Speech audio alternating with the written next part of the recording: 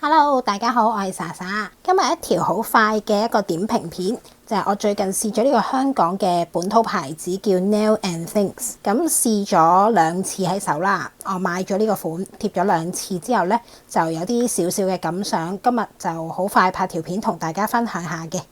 Nail and Things 咧，佢有網店啦，亦都有一啲門市寄賣點嘅。咁我就喺朗豪坊見到呢個牌子，咁就二話不說買咗盒嚟試啦。佢零售價就係130蚊一盒。咁我後尾喺佢網上見，就好似喺網店買就平少少咁樣啦。一個紙盒後邊咧有一個說明書嘅，清楚簡單講咗點樣用啦、卸甲方法啦，同埋一啲產品信息。咁就見到係 Design in Hong Kong 同埋 Made in China 嘅。打開咗入邊咧，就會有2條咁樣獨立密封嘅一個夾貼啦，一條係10張，咁即係 total 有20貼啦。咁亦都會跟咗呢個酒精棉同埋一個嘅錯條。咁佢明明咧後面嗰個介紹係話 Step 4叫你用鉸剪剪落嚟，但係佢係冇附送鉸剪俾你嘅，都幾好嘅我覺得。咁佢有2條獨立嘅包裝，要用嘅時候咧就即係只係開一條咁樣。咁因為佢都係一紙兩貼嘅一個設計啦，咁所以拆咗一條咧就用2次 OK。咁你未用嘅時候，第2條唔好開住咧，咁嗰個保存嘅期限就可以耐少少啦。呢個牌子我上網睇佢都係幾新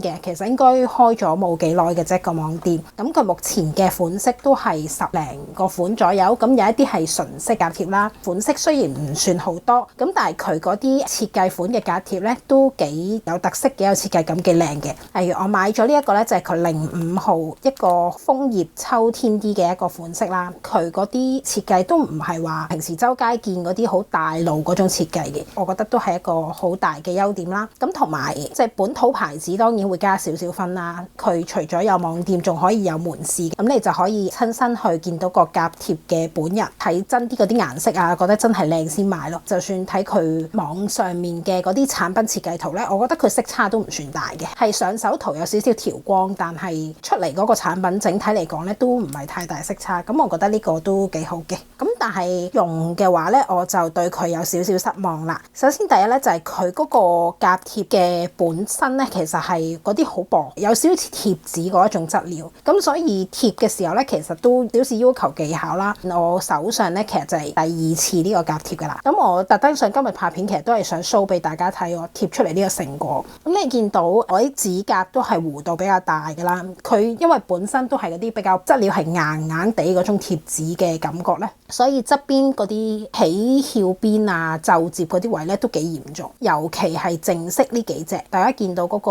翹邊嘅問題都幾勁嘅。我第一次貼嘅時候呢，就將有花紋呢幾隻貼咗喺後邊，然後正式嘅就貼喺前面食指、中指嗰啲位啦。我開頭都仲諗緊會唔會係因為我食指個弧度特別大，所以佢翹得咁勁呢。咁所以我第2次就特登調翻轉，將正式貼喺我比較平少少嘅無名指呢，但係嗰個翹邊嘅程度依然係咁嚴重。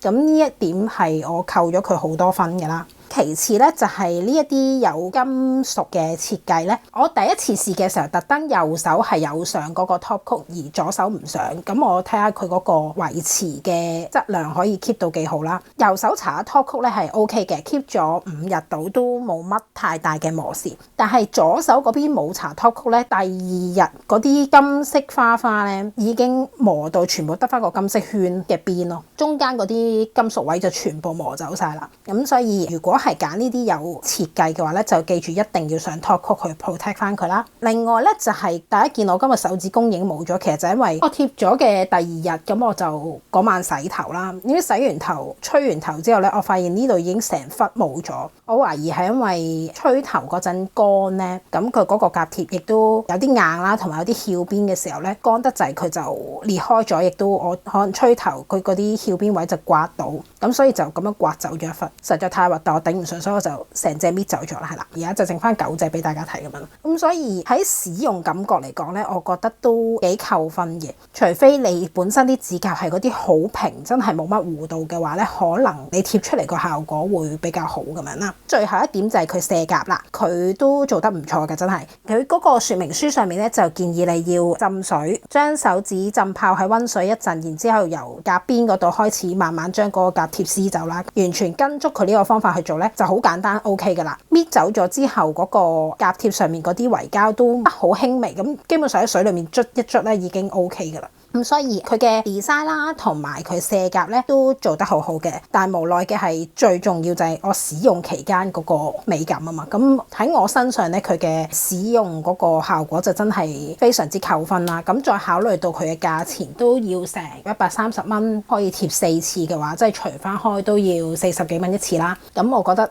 以佢個 quality 配上呢個價錢咧，個性價比就真係比較低啦，係啦。咁所以試完呢一次之後咧，我都冇乜衝動去想再買第二個款去試咯。雖然其實我開頭見到佢嗰啲設計咁靚咧，我都有小心思思想買2-3盒嘅，都幾慶幸當初淨係買咗盒咯。如果有幸可以俾少少 comment 佢哋嘅話咧，就希望佢可以轉一轉嗰個生產嘅廠商。其實佢啲設計我真係覺得好靚，好中意。